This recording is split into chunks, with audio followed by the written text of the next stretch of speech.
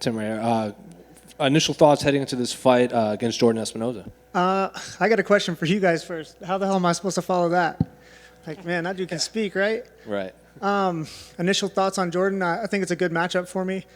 One that we've been looking for. He was training with my coach that I'm with now for a while, and he left and went back to where he's at. So I know the game plan to beat him. I know guys that have trained with him. I couldn't pick a better fight. And when he was breaking you down, he was using phrases like he knows what to expect, but not in the terms of techniques. He just knows you're going to come in there, and he has to be ready for pretty much anything. So are there tendencies you see in his fight at all that you know you can take advantage of? Yeah, I mean, he's a heavy jab-handed fighter. He's a one-handed fighter. He's all lead side. If I shut down his jab, he's got nothing from his backside. So the game plan is easy: is shut his jab down and crowd his jab, and then go from there. Now, what's it like being on a card this massive? It's probably the biggest pay-per-view we've had of 2021 so far, but obviously the most stacked. I mean, it's huge. My teammate's fighting for a world title. That's big. I'm splitting my coach and my team. But I fought on big cards before. I fought on cards where Conor McGregor was fighting. I fought on cards where George St. Pierre was fighting. I fought on these big shows before. I'm usually the first or second fight, but even in those fights, when I was the Facebook prelim fight, I got fight of the night. 2 times I was the first fight of the night on Fight Pass. I got fight of the night. So I love it. I love the pressure, and the more people have their eyes on the fights, like the better for me. I do better on high pressure situations, so I feel like I'll shine and rise to the occasion.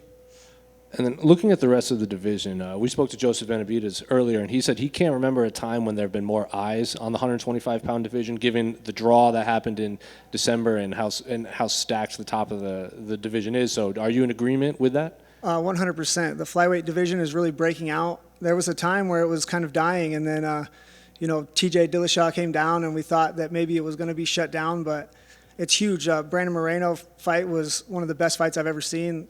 They're starting to get some acknowledgement, not just for being little guys. In America, it always seems like bigger is better. They want to see heavyweights go at it. And real fight fans, I think they want to see excitement and action, and you get that with the flyweights.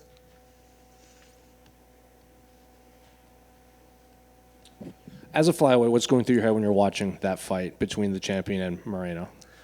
I mean, I said this to my dad right after The Ultimate Fighter. I trained with Brandon a lot. He was the first fight on my season. He got banged up. I took him out afterwards, or after he lost, and I picked him as my training partner. I told my father after the show, I said, this guy's going to be the champion of the world, and I was serious about that. The kid is good. He's a nightmare for a lot of people. But at the same time, I fought Davison Figueiredo.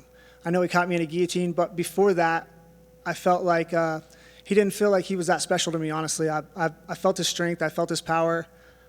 So the division is, it's really still wide open as far as I can see. We've been asking everyone this on this card because it's such a big main event. How do you see Israel versus Jan playing out? Man, Israel, he's a tough puzzle to crack. I don't see anybody beating him anytime soon.